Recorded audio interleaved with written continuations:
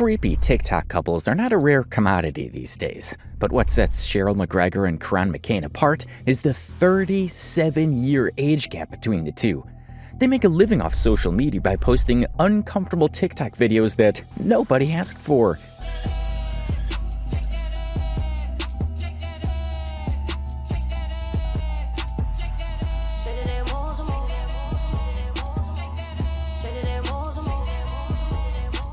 Get to know what's inside, no plea for me to lie. It's too free, it's too wide, it's too soon, it won't fit. It's too much message, it's too tough. She talk like this, cause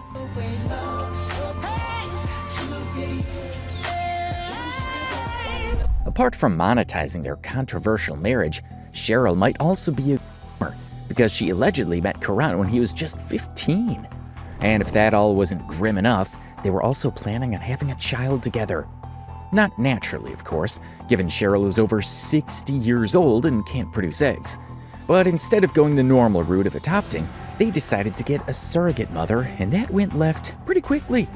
Their surrogate mother turned out to be an addict, threatened to kill the baby, and even after the baby was born, she refused to hand it over, and now nobody knows what the hell is going on. But to begin to unpack how unhinged all of this is, we need to start from the top.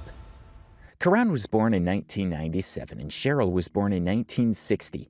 She's currently 64 years old and he's 27. Their love blossomed around 2020 during the pandemic when the world turned to TikTok for content. Cheryl had an account too, and one day she was shooting a video and Kuran came across her and jokingly said she shouldn't delete that.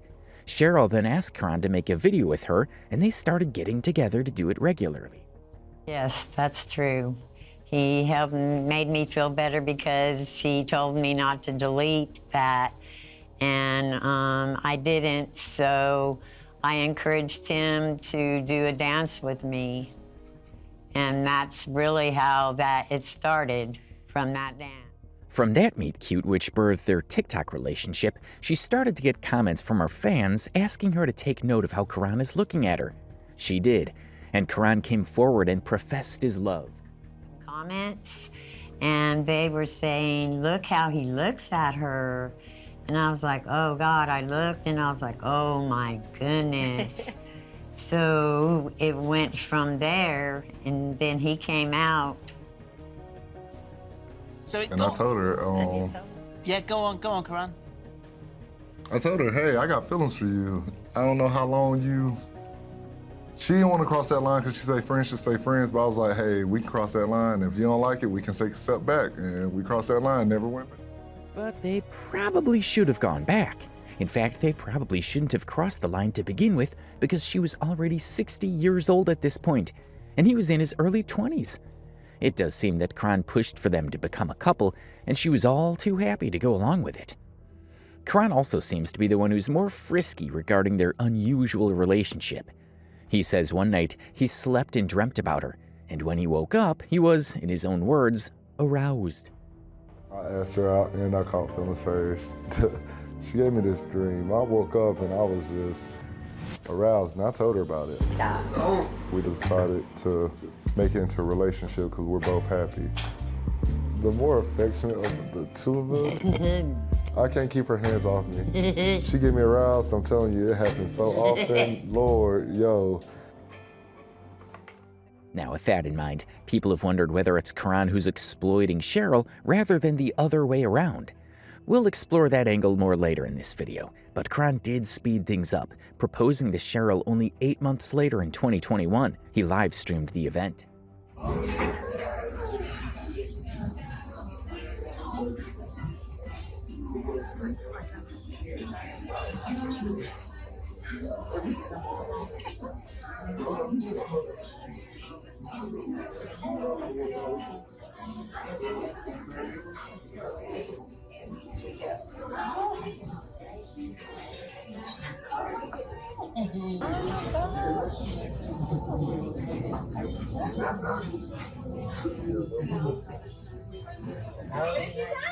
what she said?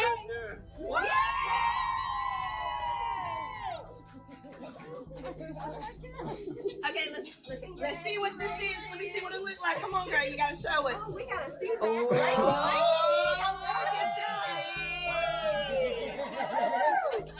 Ay, congratulations. What's a little curious about that, though, is that he told his audience he was about to propose to her beforehand and allowed them to donate north of $3,000 for him to buy the engagement ring. He says it was a birthday gift, but it still is an eyebrow raiser. Nevertheless, they wasted no time and got married pretty soon after. They made it official in front of only 2 friends in Tennessee. Just like their engagement, they decided to live stream the ceremony, this time to 20,000 viewers.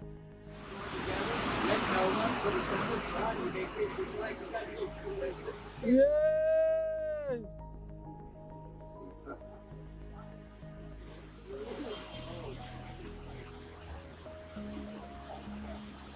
Congratulations! Oh. Our friends are married!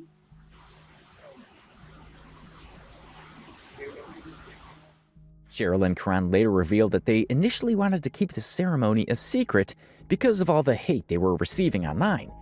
It doesn't make much sense, considering they just donated to help buy them an engagement ring. Another reason why nobody attended their wedding is because neither of their families agreed to it at first, especially Cheryl's. There's no real public information about Cheryl's first husband, or if indeed she's had multiple husbands or not, or even if he and they are still alive. What we do know, however, is that Cheryl has 7 kids of her own and up to 17 grandkids by the time she got married to Kuran. And just about none of them or any of Kuran's family were down with the marriage.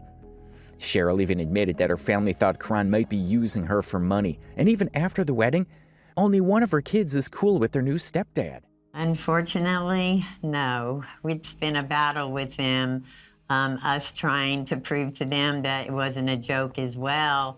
And then it was more out to prove to the family, which is my 7 children, that he wasn't, they were saying he was using me, and we weren't using each other. We can't help who our hearts fall in love with. So it's been a battle, and out of 7 of my children, I really have 2, but one that really stands by us through everything. And it took her a while to come to that conclusion to like him. Well, you hope. Even her one daughter, who's cool with their relationship, still looks extremely uncomfortable when hanging out with her mom's new husband, as do most people. So as a result, Cheryl and Kuran receive a lot of hate comments.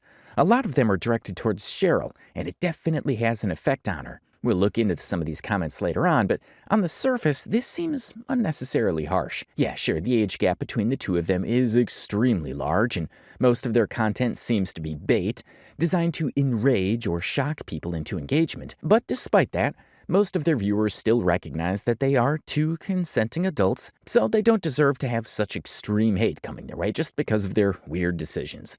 But they'd be wrong.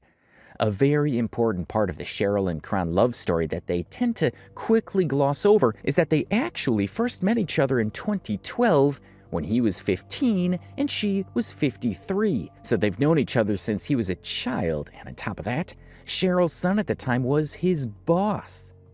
My very first job, her son was my boss.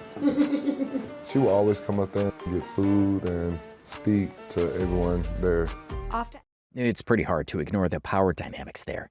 On its own, it's not enough to use as conclusive proof that Cheryl groomed Kuran, but at the very least, it adds a whole new layer of red flags that she's known him since he was a child and he was directly working under her. Many people have pointed out that if the roles were reversed and Cheryl was a man, there'd be no question about it.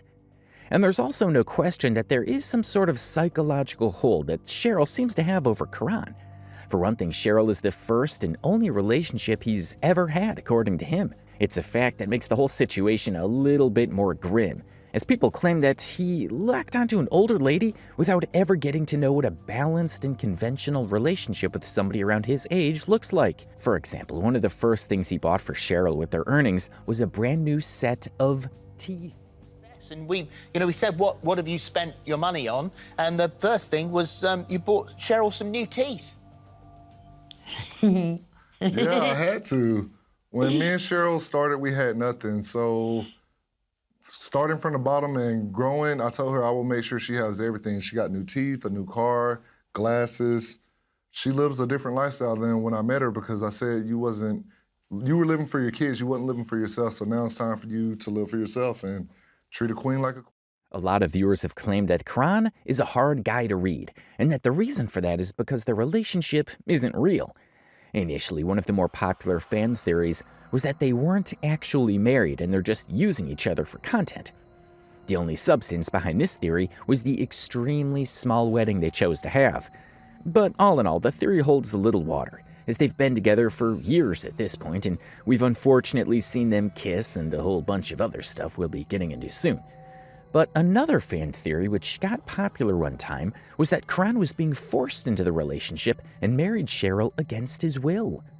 This theory made more sense than the last because of the possible grooming that may have occurred. Plus, Kuran did seem to encourage the idea by participating. During one of his live streams on TikTok, somebody commented, "Touch your hair if you're being forced to date Cheryl," and Kuran did it. Cute Asian couple, we're the cutest, y'all know it. Y'all know, y'all love to see us, y'all do. Y'all do.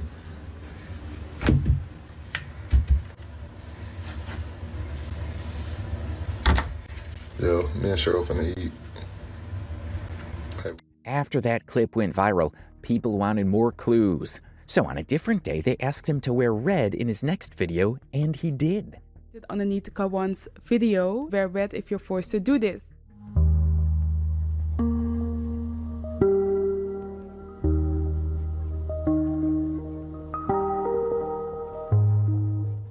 Amidst these moments, people then began to comment more frequently, asking Kuran to do more things, and eventually, it would be Cheryl who responded to these comments directly in a video. But once again, they asked Kuran to blink twice if he needed help, and he did. Y'all keep telling my man to blink twice if he needs help. My man don't need no help. He did end the video with a smile, so it's actually more likely that he's trolling and trying to whip up more engagement for their channel. But it's not a completely empty theory. There could be something there. He does seem to genuinely care for her, so it's not like she's forcing him to be her partner. But she could be forcing him to make content. It's like he said, they didn't have a lot of money or success before they started making TikToks, and since then, he's been buying stuff for her like new teeth, new glasses, and so on. It's pretty obvious that Cheryl enjoys making the content more than he does, and their relationship did start with her asking him to do a dance with her. Maybe he's tired of all that. He did dye all his facial hair to look older than he actually is. Was that his decision, or did she make him do that? Who knows? These are all just wild speculations anyway. We might be looking too deep into it. We're no body language experts or anything, but Kuran quite easily could have been trolling. But that's not to say Cheryl couldn't possibly be a controlling megalomaniac, because that was the exact character she played in an old TV talk show called Maury. She showed up several decades ago on this show, already looking very old. Her role was to play an angry, upset mom with a little racist undertone. What people found interesting about the clip was just how perfectly she plays the part. Baby's mixed because her baby looks like it's Guatemalan. Her baby looks nothing like my son. Nothing. It does not look nothing like my son. No resemblance or nothing anymore. Listen up. I know for a fact that Josh is not the father of Jacqueline's baby. We know it all belongs to Guatemalan. Jacqueline is nothing but a manipulating hoe trying to trap my son into marrying her 300-pound nasty.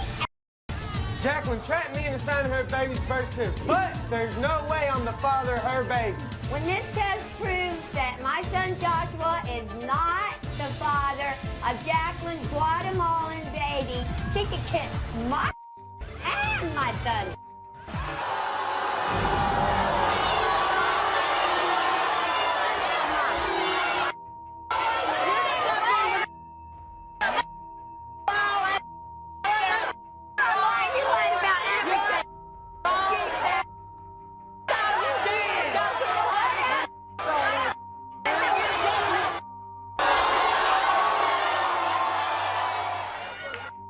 Can I ask you something? Yes, sir. Why is it your business? It's my business because it's my son.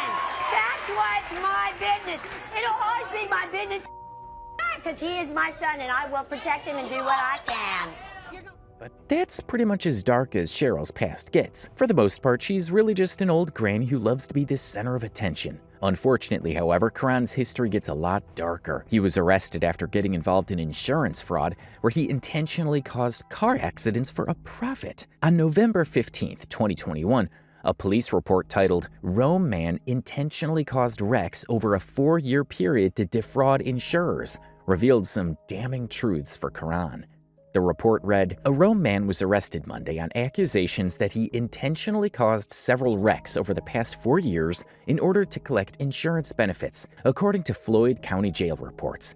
Kuran Shahid McCain, 24, is facing several counts of felony, insurance fraud, and making false statements to law enforcement, as well as aggravated assault. He's accused of striking vehicles or causing vehicles to strike him and then filing false injury claims against the driver's insurance. The first one occurred on September 29, 2017, at the intersection of North Elm Street and Shorter Avenue. While driving a 2007 Mercury Mountaineer, McCain caused a wreck with a 2004 Toyota Sienna. He accused the other driver of an improper lane change and claimed to be injured. He was transported to Redmond Regional Medical Center for treatment. About a month later, on October 25th, he sought treatment at Floyd Medical Center and claimed the wreck occurred on October 24th. McCain is charged with 3 counts of felony aggravated assault, 8 counts of insurance fraud, 2 counts of false statements and writings, first-degree criminal damage to property, 2 second-degree criminal damage to property, 3 misdemeanor counts of reckless conduct, and 2 counts of false report of a crime. The charges stem from a number of incidents over a 4-year time span. On June 29, 2018, McCain struck a 2015 GMC Terrain with his 2003 Infiniti G35. McCain then gave false statements to law enforcement, as well as an investigating insurance carrier, to obtain benefits from the insurance policies.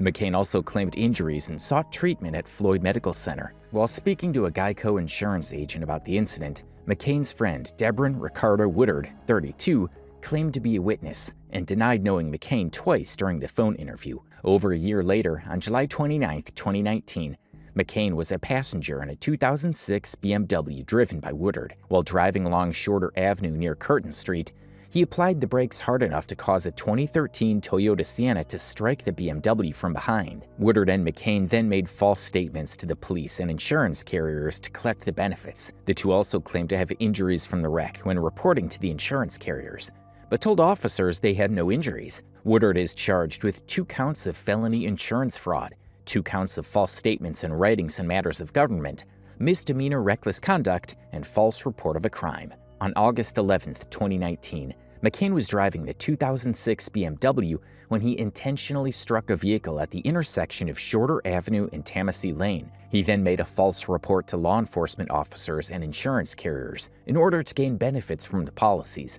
During the incident, he caused damage in excess of $500 to the other vehicle. While driving a 2007 Pontiac Torrent on August 2, 2020, he intentionally caused a wreck by striking another vehicle at the intersection of Shorter Avenue and North Elm Street. He then made a false report about the wreck to both law enforcement and insurance carriers to gain benefits. He also claimed injuries from the wreck in order to collect money and caused over $500 worth of damage. On December 22, 2020, McCain drove a 2007 Nissan Altima to strike another vehicle at the intersection of Shorter Avenue and Horseleg Creek Road. He again made false statements to law enforcement and insurance agents in order to gain benefits. He ended up causing over $500 worth of damage to the other vehicle. On January 7th, McCain made false statements to law enforcement and an insurance carrier about a hit-and-run wreck involving a tour bus at the intersection of 2nd Avenue and West 3rd Street. McCain claimed bodily injuries from the wreck to seek funds from the insurance company. Back on February 24th,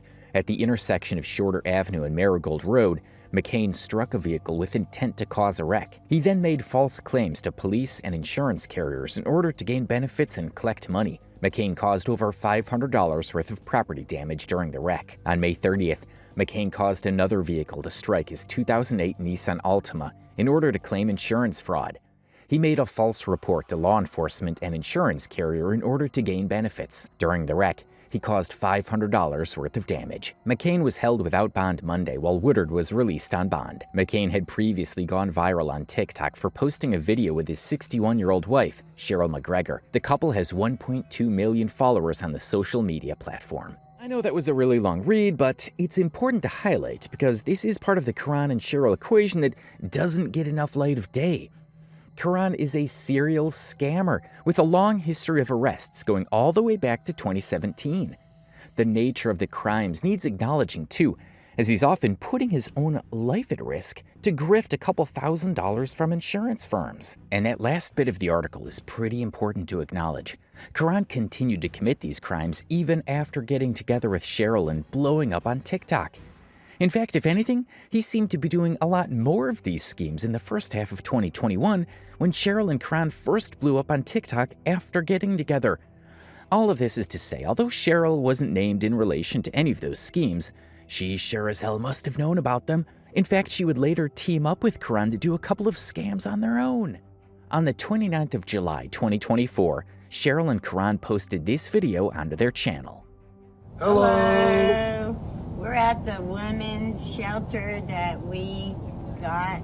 That's in Degenerate, Georgia. We are in the process of restoring it and bringing it back to life so we can bring something back to the community. This is something we're very passionate about.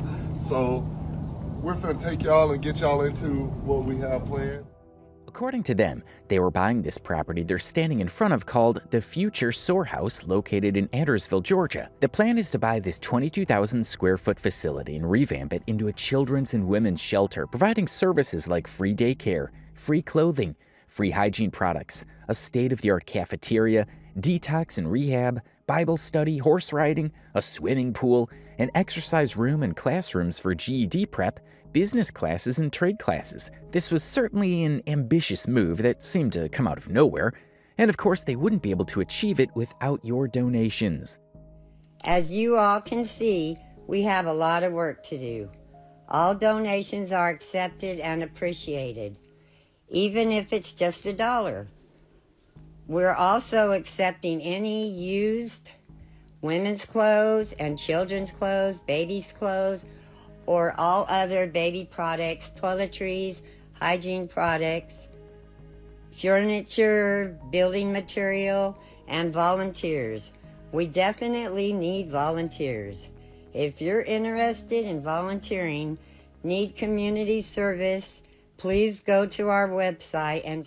They may have listed a whole bunch of things here, but make no mistake, the only donations they were looking forward to were cold, hard cash. This video dropped to mixed reception from their audience. On one hand, you had people praising it like, "Taryn, damn y'all, I wasn't expecting this from you, but I'm all here for it. Thank you. And y'all are setting an amazing example and starting off an amazing opportunity." And on the other hand, you had people who were suspicious about it like, "Am I missing something? Are they like millionaires or something? It'll take about $2 million a year to operate on the low side." The logistics of how two TikTokers were going to run a whole charity shelter would be irrelevant, as it turns out that this was all a huge scam. A statement was put out by the involved citizens of Addersville reading, "Hello all, I hope everyone is well. There has been a lot of static in circulation recently of a couple of Rome, Georgia, who had posted a video of a large building in Addersville that they claimed to have and were turning into a women's and children's shelter. They did not purchase this property. They did not lease this property, nor were they ever in contract for this property. While the owner of the property believes a women and children's shelter in Addersville would be beneficial and an incredibly noble undertaking, at this time he did not feel this was the right couple for such a project. He has repeatedly requested that the video of them soliciting money for the property be removed to no avail. Any and all donations they have and continue to receive are in no way affiliated or going towards this property or the actual owner of the property." For those of you curious about the history of this unique property, before it was obtained by the current owner, it was a girls' reform school. Before that, it was the American Church, and before that, many, many years ago, it was a mental hospital. The stone foundation of the original mental hospital structure can still be seen. It is now a private property. We ask respectfully that no one makes any more attempts to access the property. So Cheryl and Kuran were not only lying to their audience in order to grift free donations, they actually refused to take down the video when they were asked to. Even today, this video continues to be up on their channel, and they intended to ignore the backlash as long as most of their fans don't find out. Eventually, almost a week later, they did make a response to getting exposed. They claimed that they never actually said that they own the storehouse, and also that they already have a new location in his hometown, alongside a vision to have many more across the country. Hello. So we did not purchase that property in Adairsville, Georgia. There was a lot of things going wrong with the property. There was a lady there who harassed us completely on the internet that is homeless, that lives there in a barn. And she harassed us because we said she would have to get rid of her horses because they're malnourished. That's not something you can have on any type of, you can't do that. And she got mad that we told her that. So this lady named Charlie, because she put herself out there, I don't care. You really are trying to violate us because we have a better vision and dream to help others. Regardless if we don't use that center or not, we found another place. And that's what I was saying. You tried to block our blessings, but just because we don't use that building doesn't mean the vision ain't there. We're still going to do this homeless women and children's shelter. And the best part about this, I'm doing it in my own hometown. It's not going to be in another town first. And this is not going to be the only storehouse because we're opening in many different states. Another thing, we never said we owned the storehouse.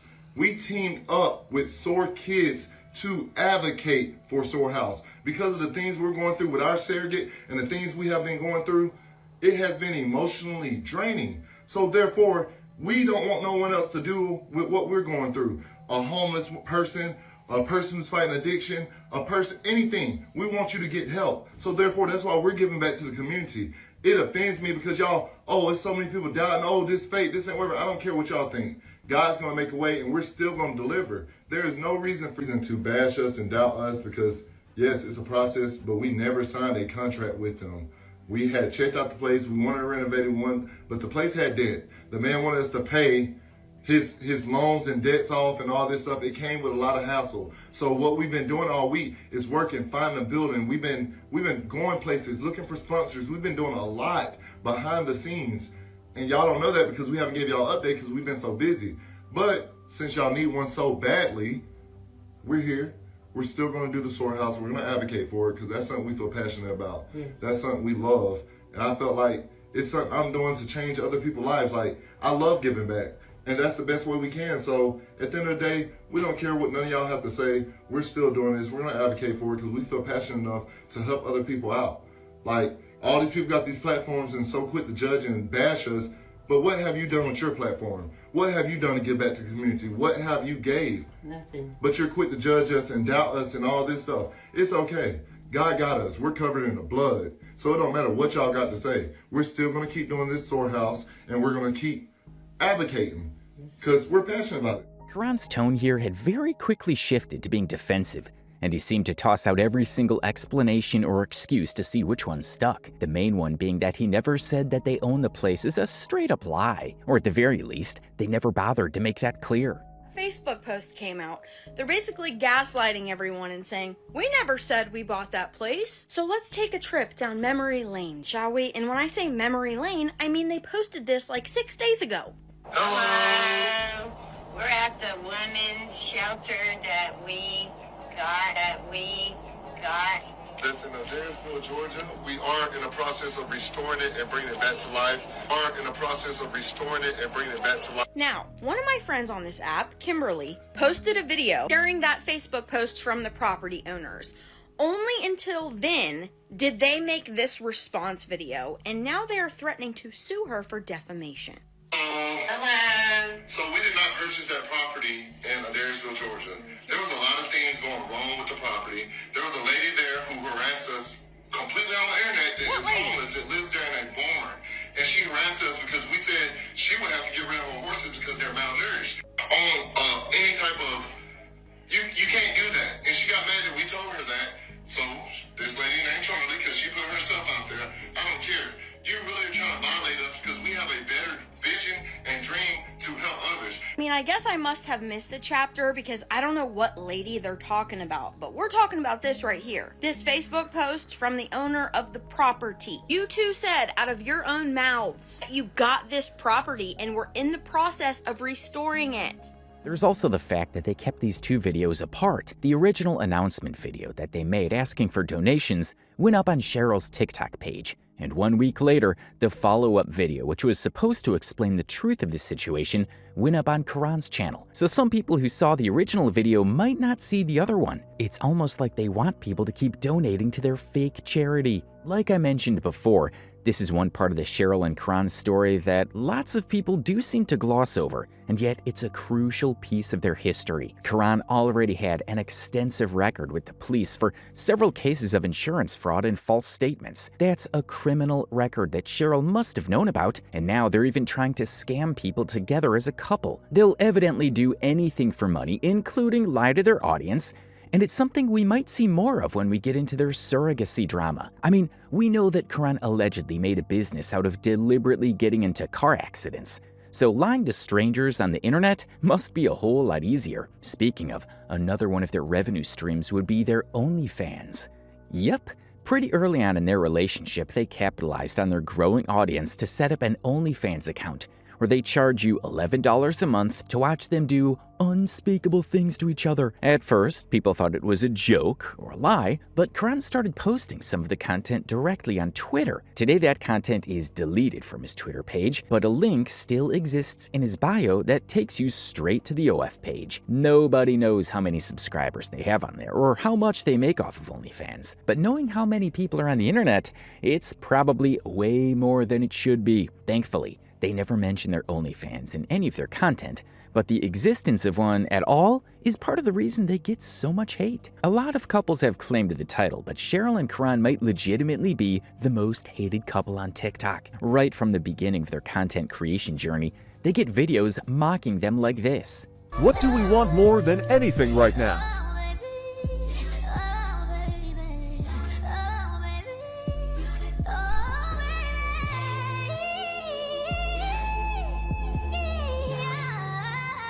This particular video got over 16 million views and just under 2 million likes, and almost all of the 15,000 comments were making fun of Cheryl and Kuran. Almost, though, because Kuran did find this video and left a few comments of his own. This was common practice for both Cheryl and Kuran when they started to go viral in 2021 and 2022. Kuran especially would often find these videos, leave multiple comments on them, and demand they be taken down. But of course they wouldn't be, and such is the nature of the internet that when people saw that he often got triggered by content mocking him, they would just double down by posting more troll content.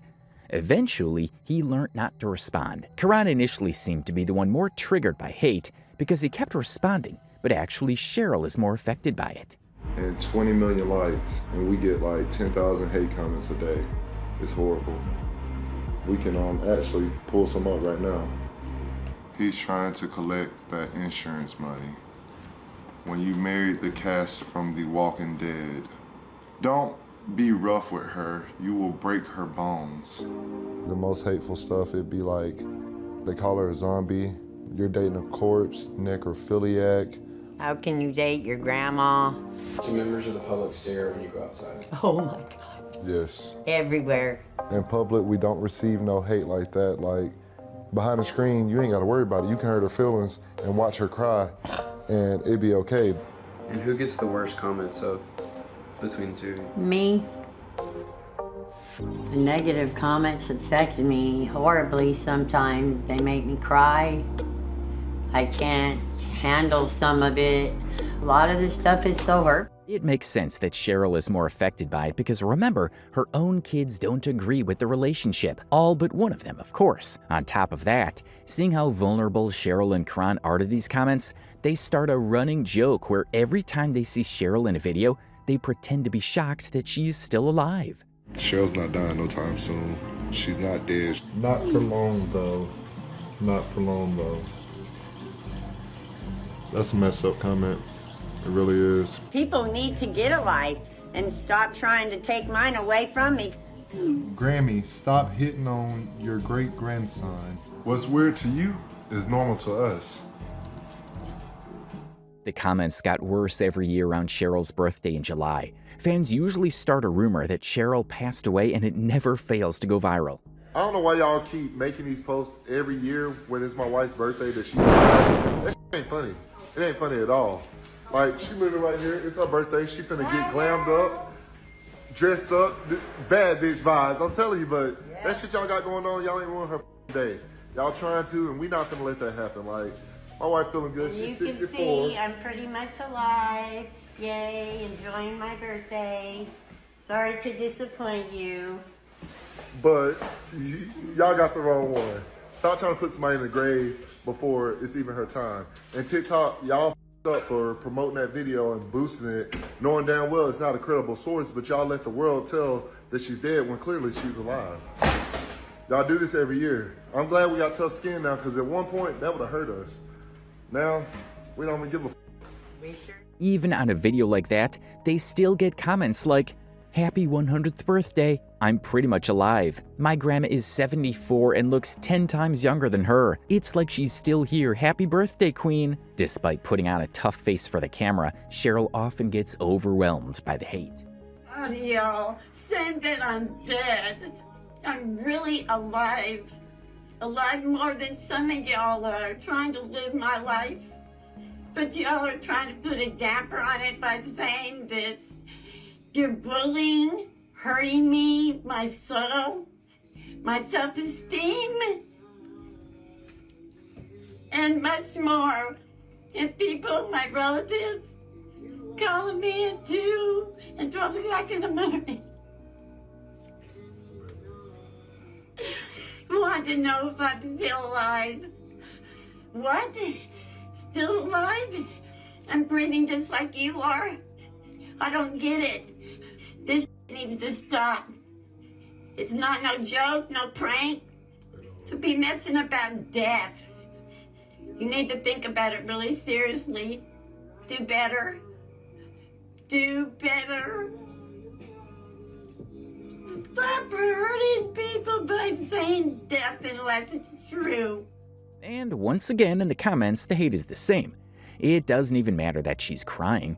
It's unfortunate that it gets to them so much, but you can't really say they don't deserve it. Almost every aspect of their relationship is uncomfortable.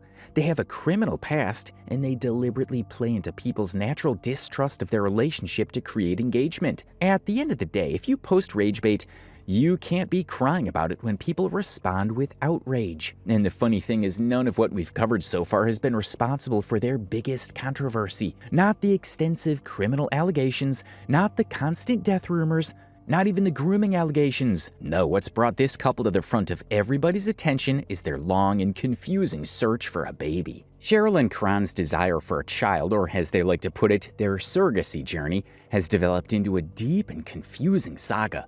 So much so that it's now nearly impossible to recount all of the events in chronological order, but we'll try anyway.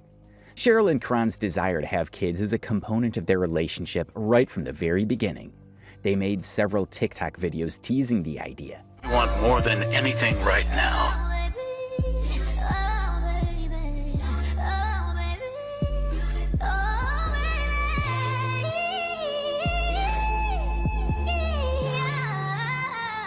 So the first question on anybody's mind when they revealed this desire to the public was, why? Why would they want to raise a baby together? From Kuran's perspective, it at least makes some sense because he's young and he's never had the experience of being a father before. But that's not the case with Cheryl. Like we mentioned before, Cheryl has 7 kids and up to 17 grandchildren. Some of her 7 kids are even older than her husband. So she really should already be fulfilled in terms of any motherly need to raise children. And to address the elephant in the room, she's way too old to be raising a child.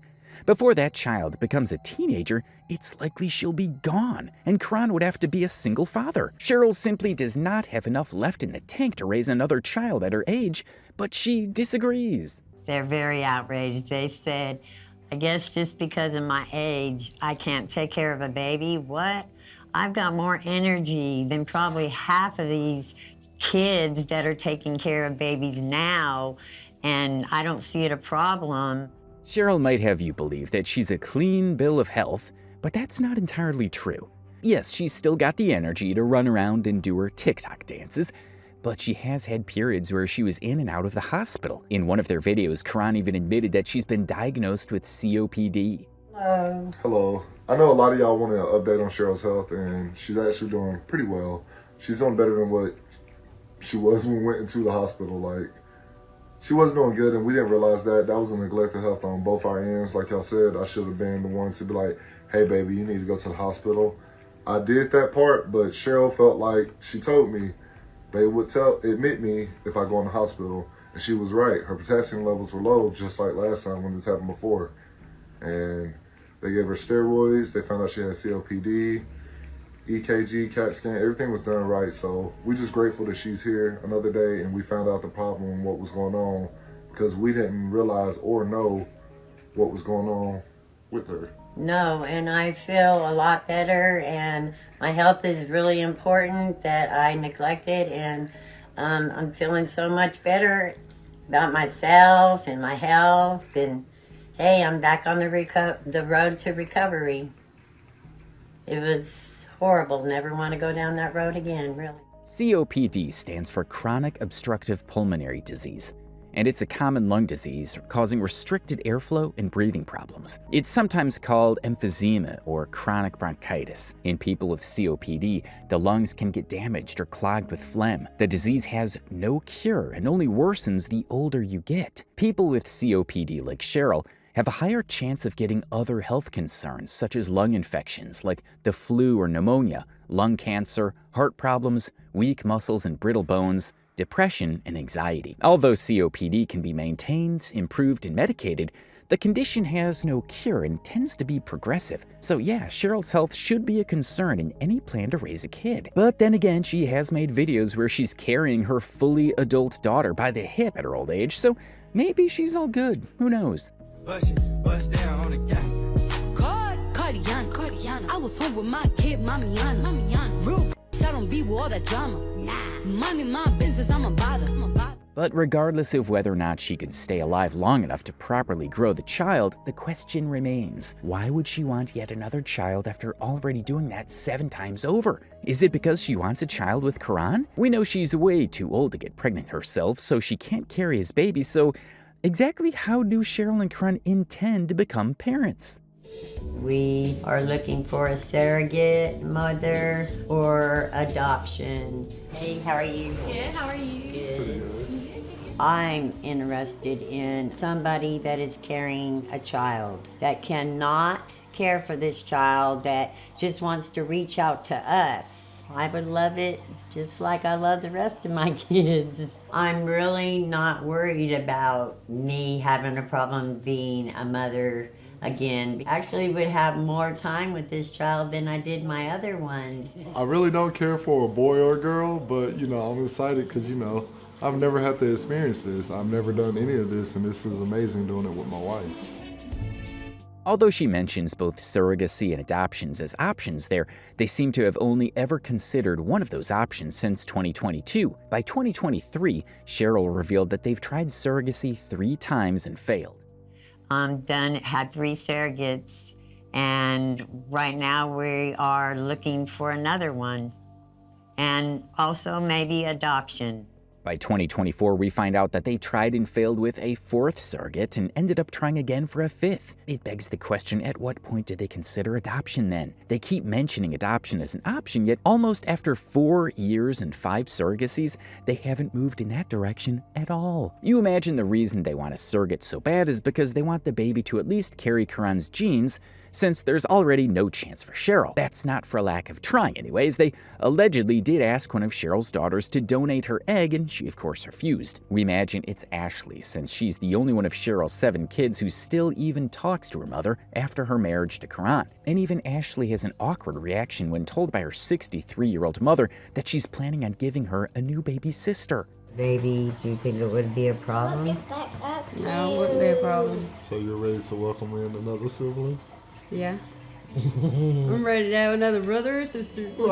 That potential sibling would be younger than her own kids. But back to the point, Cheryl and Kuran really wanted to have a baby, and they were hell-bent on the surrogacy route. And after a string of bad luck with surrogacies, Cheryl posted this video on her page teasing a baby, and it almost broke the internet.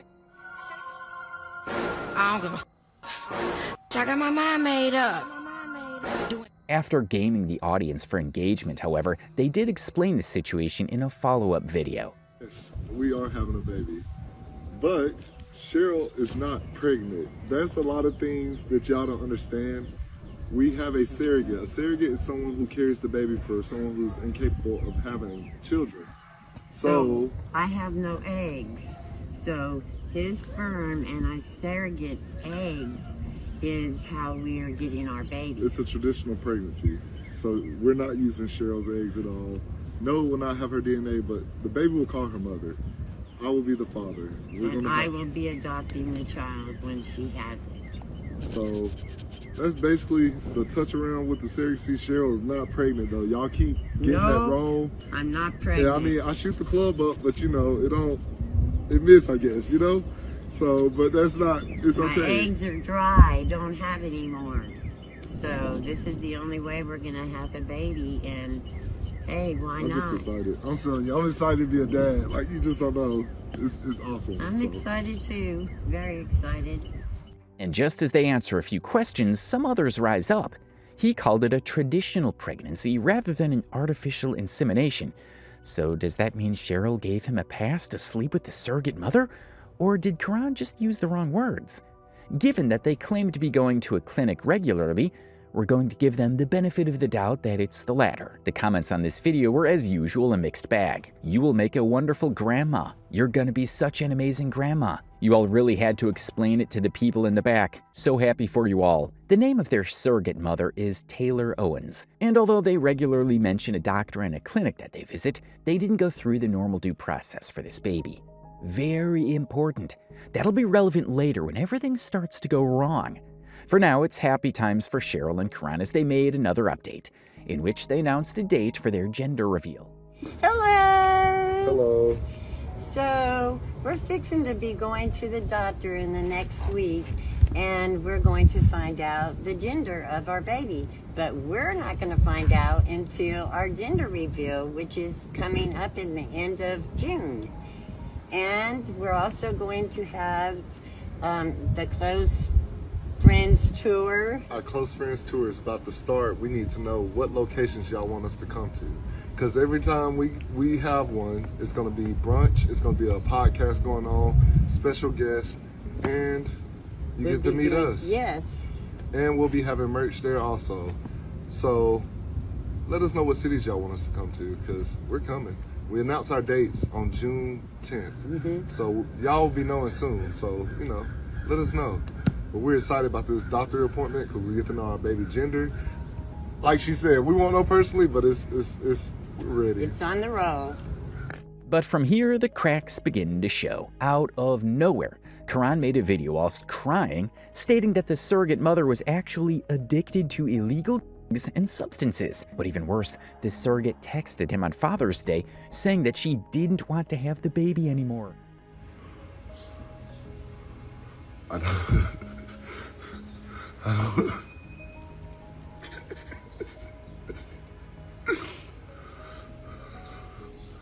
don't even know how to feel. For the last 2 weeks, I've been going through hell. I've been going through hell, like literal hell. All I want is a family and a healthy baby. But I can't have it. It started on Father's Day. Woke up to a text at 6 in the morning telling her, I don't want to do this anymore. I'm stressed. I'm tired. Life has been whooping my ass. I have been there for the surrogate the whole 9 yards. And it's like I'm battling things that I can't even battle myself alone. I'm just tired. I am overwhelmed. Like, I didn't know there was an addiction involved the whole time we were having a baby, but yet it's just so much shit going on that I don't know, I want this family so bad, but it's like everything is just, she f***ed up my first Father's Day. Then her mom's trying to come in the picture when she had nothing to do with the whole surrogacy because she think me and Cheryl doing this for likes and views. Lady, you have never took one day out of your time to meet us. You don't know nothing about us, but yet you're trying to take something that's not yours. She don't even want the baby. She sent me text saying she don't want the baby. And I feel like, I don't know if she's gonna kill my baby or what, but right now at this point, I just need prayer. I need peace. Cause I'm tired of fighting for something I've been wanting for so fucking long. It's like I'm in this alone. I want this so bad. And as usual with whenever Cheryl and Kuran drop an update on the situation, this raises more questions than it did answers. Fans wanted to know if everything was okay and tried to be as encouraging as possible, but a few questions have come to mind already. How did they not know that their surrogate was hooked on drugs? Did they not do any background research on her? Was her history not on record? Didn't she sign a contract? If she did, then she wouldn't be able to abort the baby, right? They made another video update soon after where they said the tension between them and the surrogate has been diffused and that she's no longer considering terminating the pregnancy. But not a lot of the meaningful questions were answered. Hello. Hello. So, I'm just giving y'all another update with the baby situation. I feel like I don't want to dwell on them emotions that I felt the other day because I felt low and weak. So that was a time where I broke, and I'm just not trying to dwell in the negative because, yeah, it was a lot of things that weren't getting done right and being done right, but we're trying.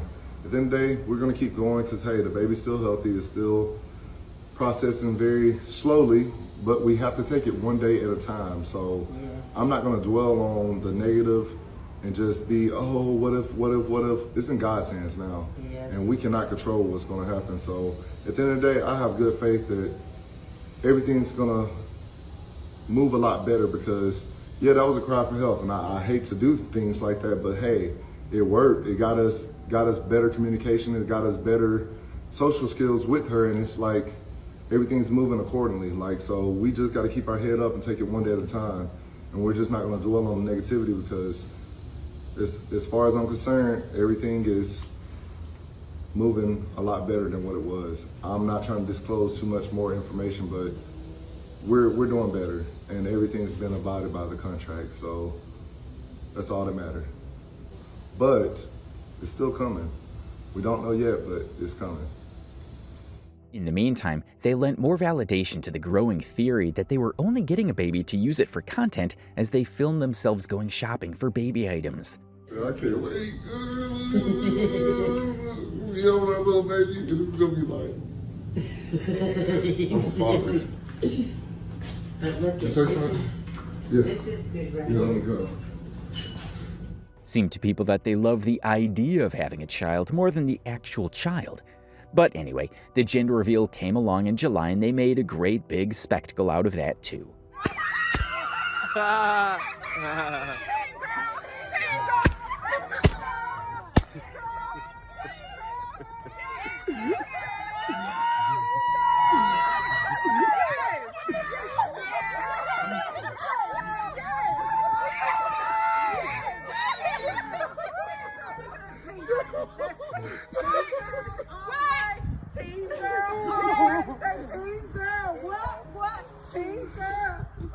Then, in another unforeseen twist of fate, late in July on Kuran's birthday, they drop another update where they mention that their surrogate has been arrested, and they were happy about it because it meant that she would no longer get access to drugs, and therefore the baby would be safer. Hello. So today is my birthday, and I did have an amazing celebration thanks to my wife. She was really great with her gifts, and it really was sentimental and made me feel special. So, yeah, we got to talk about it, the elephant in the room. So once again, and I'm not doubling back on anything I said, we didn't know there was an addiction. We didn't know anything, and yes, she is incarcerated right now. It's not good our baby is in a situation that's, it is in, because, we weren't prepared for the circumstances that came with the surrogate we chose. We take accountability on that. Yeah. But now that we know she's incarcerated, at least we know our baby is clean and it will be taken care of. Yeah. Like, there's no worries about anything because there's no drugs around for her to get. And I did discuss that, and I did say that we were fighting something that I couldn't battle, and that was it. I didn't know it was that deep. I didn't even think it was that drug. No. But, the fact that is the drug, it is what it is. I feel like God's going to cover us and it's going to give a healthy baby. And that's all I want for my birthday. It's a healthy baby, and I feel like God's going to deliver because it was in the prayer. At the end of the day, I had an amazing day. We know what's going on. Our baby's still alive and healthy. It's just, tough cookie. We did get a surrogate who's going through things. We can't judge, but, at least we know our baby will be healthy because there's no drugs for her to get. So, just, keep us in your prayers. Yes, please. because it's a crazy journey. And then, in what was a shockingly bad decision, they decided to make another TikTok video, this time where they dance in celebration of their surrogate mother being in jail. Get up here! Let's dance! Let's dance!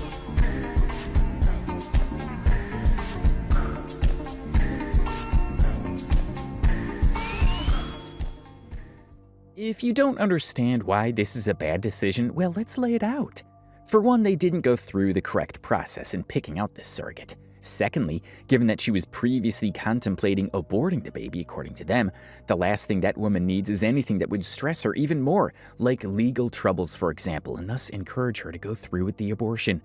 Plus, it's really bad behavior on their part to use their large platform with millions of subscribers to broadcast that woman's personal issues, especially considering that she was already being difficult with them.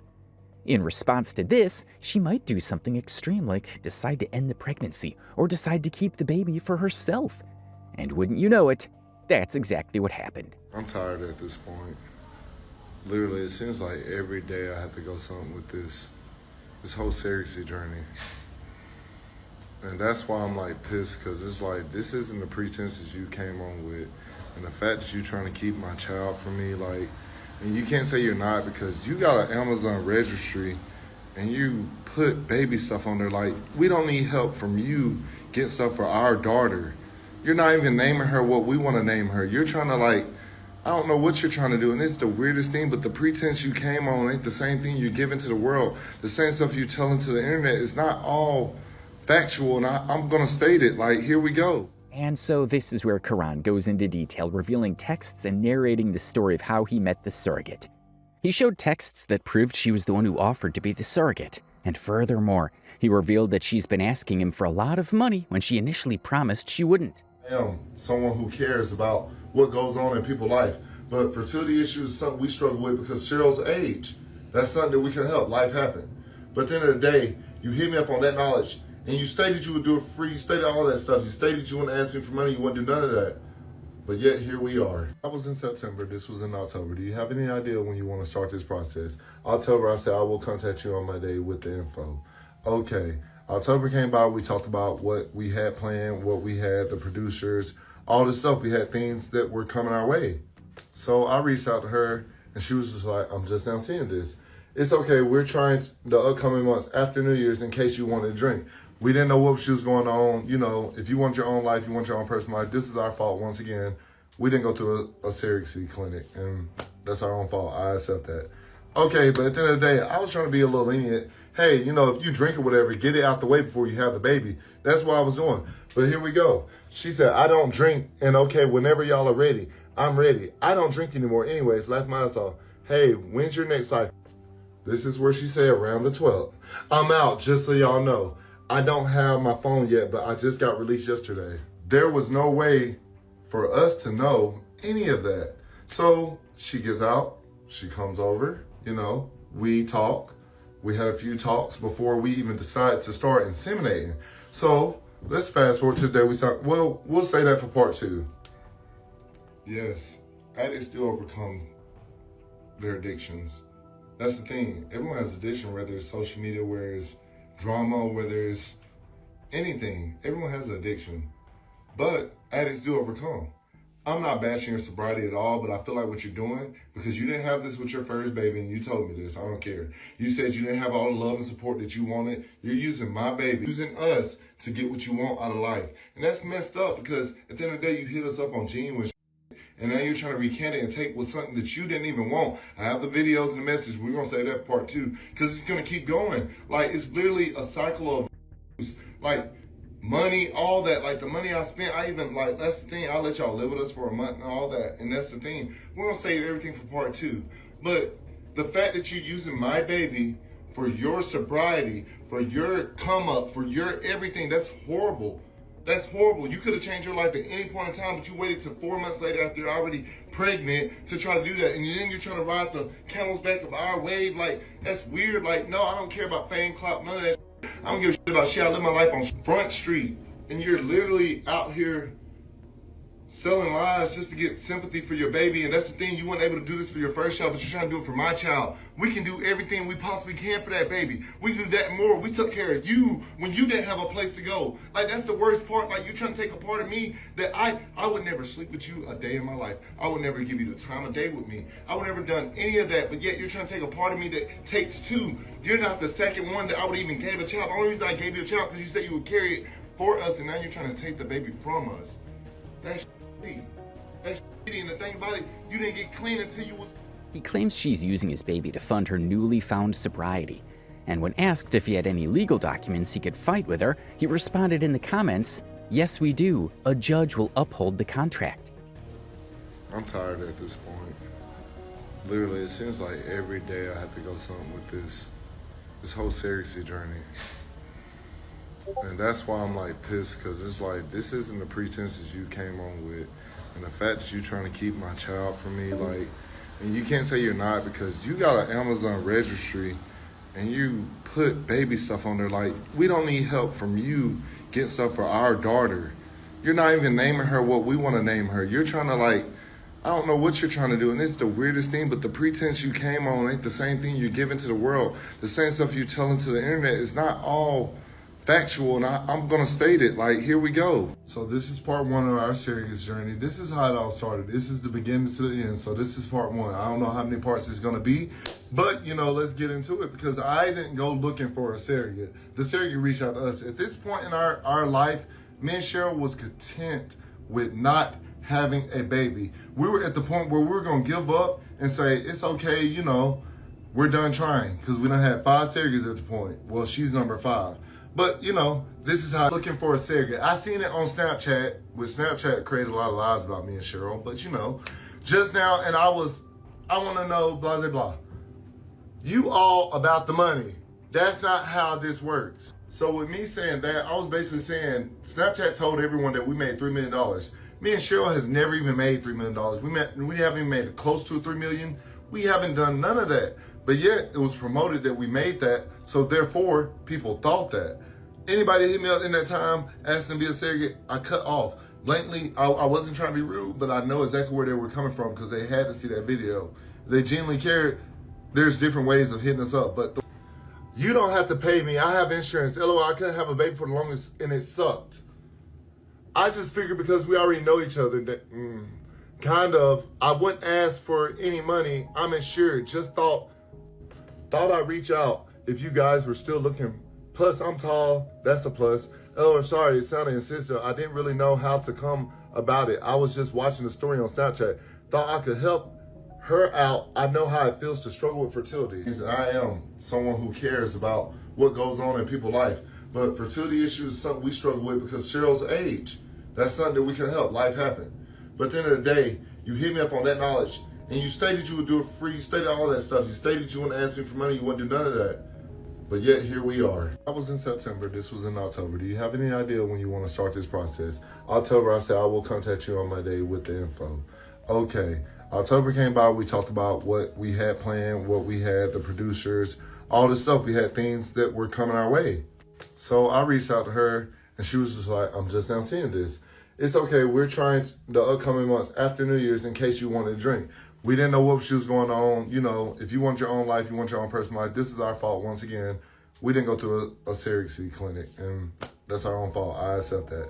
Okay, but at the end of the day, I was trying to be a little lenient. Hey, you know, if you drink or whatever, get it out the way before you have the baby. That's what I was doing. But here we go. She said, I don't drink, and okay, whenever y'all are ready, I'm ready. I don't drink anymore anyways, laugh my ass off. Hey, when's your next cycle? This is where she said around the 12th. I'm out, just so y'all know.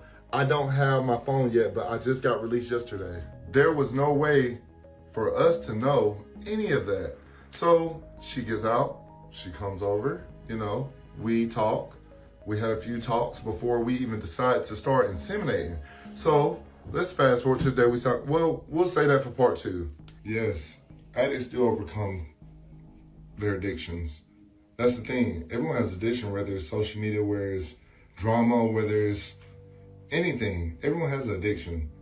But addicts do overcome. I'm not bashing your sobriety at all, but I feel like what you're doing, because you didn't have this with your first baby, and you told me this, I don't care. You said you didn't have all the love and support that you wanted. You're using my baby, using us to get what you want out of life. And that's messed up, because at the end of the day, you hit us up on genuine and now you're trying to recant it and take with something that you didn't even want. I have the videos and the message. We're going to say that part too, because it's going to keep going. Like, it's literally a cycle of abuse. Like, money, all that. Like, the money I spent, that's the thing. I'll let y'all live with us for a month and all that. And that's the thing. We're going to save everything for part 2. But the fact that you're using my baby for your sobriety, for your come up, for your everything, that's horrible.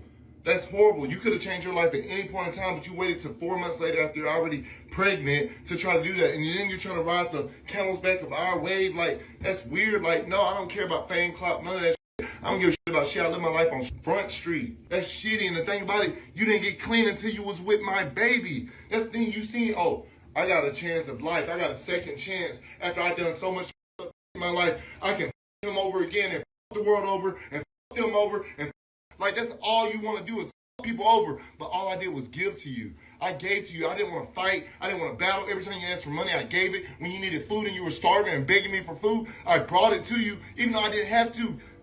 But I'm the one who's finna suffer. I'm the one who's finna have to go through this battle. And that's the thing. This is the whole point of all of this. I don't want to make you like, what I want to do is shed light to the situation and how we got here, because you keep false interpretations. I am pissed. I am hurt. I am angry. And that's all because of what you're doing to us. You're causing turmoil in my marriage because you know your intentions. Cheryl wants to say so much, but she's keeping her mouth closed because she doesn't feel like this is her battle. When it comes to that court, it's going to say Taylor, Janet, and Kuran McCain on it. So at the end of the day, part 2 is coming up. But in the next video, he admits that he didn't follow due process and regrets not going through an actual surrogacy clinic. He stated once again that he was ready to fight this in court, and after this video, he didn't post any updates on the subject till 2 months later in October 2024. There he said that Taylor was now insisting on keeping the baby and stopped cooperating with them entirely. She was allegedly supposed to meet up with Kuran for a DNA test to prove whether or not the baby was his, but she never showed up. So originally I didn't want to talk about this, but the fact that, you know, she's trying to keep the baby and everything, I don't want to discuss it. I don't have time for the mental capacity of dealing with the hurt and pain that she has caused in our life. So, you know, we've been seeking therapy. We have been in therapy. We haven't been seeking it. We've been in it. And we've been coping with the hurt. Like, you know, it is what it is. I don't have no hate in my heart for her, but, you know, the right thing to do was to come to the DNA test. We didn't do that. We didn't get that. And, you know, it is what it is. But I'm not dwelling on that situation no more. I'm doing too many things in life to be worried about a situation that's out of my control. So until we find out who baby it is, that's all we can do is wait. I'm not dwelling on it. I got too many things to look forward to. A beautiful wife, a beautiful life, and we're gonna keep it going. In December, the baby arrived, and so did Kuran's next update. He stated that Taylor, the surrogate mother, was now outright denying that the baby was his. Kuran sounded defeated, and the whole thing sounded like a scam. He believes Taylor used the baby to collect benefits from him. I've been asking for a baby update, which I don't even know what to tell y'all because it's not one. The baby's alive and healthy. It's well. It's here. But she alleges it's not mine. So at this point, that's why I haven't been posting. I haven't been doing nothing because it's just mentally exhausting. Imagine about to start a family with your wife and everything gets ripped apart. And then it comes with lies, drama, manipulation, and it was a scam. So it's like we got the shit end of the stick. Yes, we do want a family still. Yes, it's a lot, but like I say, all I can do is get a DNA test and see. But after that, I'm moving on. Like, literally, I'm not gonna dwell on a situation where, you know, it caused hurt and pain in my life with me and my wife. It's not easy to deal with because, hell, this was supposed to be for us. This was ours, but the whole time, that person knew that it was possibly not mine, but still got money, got food, got everything she could out of us, because that's what people do when they don't care. So at the end of the day, yeah, we know we messed up by not doing it the right way, But at the end of the day, we're not just gonna sit here and dwell on, oh, we lost the child, it's not ours, it's not this and that. I'm gonna get a DNA test, and we're gonna leave it at that. Like, I don't even know what to say no more. Like. Then a short while later, Kuran dropped another update where he ran into Taylor at Walmart. All I know is I tried and I'm done with the situation. The only reason I'm going to court is to get back what I gave you, because once again, it's not mine, it's not mine. But everything I've done out of the kindness of my heart will be returned to me. Everything that is owed to me will be gave to me. Like, no, we didn't, this was all. Only reason I'm mad today is because I went to Walmart and I asked like an adult, like I seen her and I was respectful. I walked up, I was on the phone, I was like, hold on, to my phone call, and I was like, so it's baby mine or not? I'm not doing this, and whatever. Is it mine or not? Like literally. Tried to make a scene. Then you sent your father up to me. I'm not finna argue with someone who has capability of pew-pewing their son. I'm not arguing with y'all. Y'all don't play fair, literally. Y'all try to take it there. I'm not arguing with someone who don't have nothing to lose. So therefore, no, but just giving closure, that's all you have to do. But you want to make a scene. That's ghetto. I ain't dealing with that, no. And all y'all justifying her actions is sick, because it was a scam. They chose to move in, they chose to hit us up, they chose all that. She already knew she was pregnant. She chose to give us hope. We've been fighting for a family for years. I'm not taking this to 2025, but I'm letting it go. But literally, we were scammed, no. But Taylor, and not for the first time, made a response video to Kuran and uploaded it to his own personal TikTok account. In the video, she detailed her version of the interaction at Walmart. But I'm going to anyway, because I'm getting really tired. I'm getting really fed up. I've worked my ass off, and I'm really getting tired of playing this game. And I didn't make a scene at Walmart today. I didn't make a scene at all. I didn't send my dad up to you. You walked up on my whole family. You walked up on my kids. You walked up on me. You walked up on my dad, if you really want to tell the truth, because I'm going to set the scene for you, okay? We are walking out of Walmart. Olivia on my chest. Tylen is in the wagon behind me. My mom is in front of me. And my dad is right beside the wagon, right beside Tylen's wagon. I can see him. He's literally in my peripheral. He's in a bright orange shirt, okay? We're walking out, and I saw Kuran walk in the first set of doors. I saw him. He was looking down at his phone, so I was praying to God he didn't see us. We were walking out, and we got out, we walked out, and nothing was said at that point, so I assumed that it was done and over with because I saw him go through the, next set of double doors to go all the way into Walmart. Meaning he had to turn around and walk out, because at the point he got up to us, I was about to walk past the first handicap parking spot. My dad, I hadn't made it there yet, so we're still like in the white lines where people get to walk from the parking lot, from where you park your cars, on that little path to go into the doors. Traffic is stopped, okay? That's where we are, because he's blocking traffic. And I turn around and he goes, "Don't worry, it's just me." And I immediately just said, no. I didn't yell. I didn't scream. I just said, no. We're not doing this, no. And my dad didn't walk up on him. He walked up on us. My dad just cut him off to prevent him from following me, because I'm going to the truck. I'm not doing this. I got my kids with me. I'm not doing this. You like to make scenes? I know you do, okay? So, no, we're not doing this. I keep walking to the truck, okay? My dad is kind of blocking him, okay? And he just keeps yelling, "I'm trying to be an adult. Is it mine? Is it mine? I'm not going to take you to court. I'm not going to do anything. I just want to know, is it mine?" There was no scene, really, on my end. And I just said no. No. And I yelled no from the truck, because I was at the truck at that point, and we were probably 3 parking spots down the aisle from we were parking the handicap. We were probably about the third or fourth handicap spot. And I just yelled no. And I was putting my son in the truck. And then my mom went up and she grabbed my dad's hand, and Kuran turned around and walked away inside, wherever. He was on the phone. I don't know what he was doing. Probably From what she's saying, it's pretty clear to deduce that she's avoiding him and any possible legal issues. Whether or not it's proven that the baby is Kuran's or not, one thing that's for sure is that she did take advantage of Cheryl and Kuran, or one way or the other, but she does disagree that Kuran didn't know about her addiction problem and states that she doesn't owe him anything. The part where you said you're going to take me to court to get back everything that you're owed, what are you owed?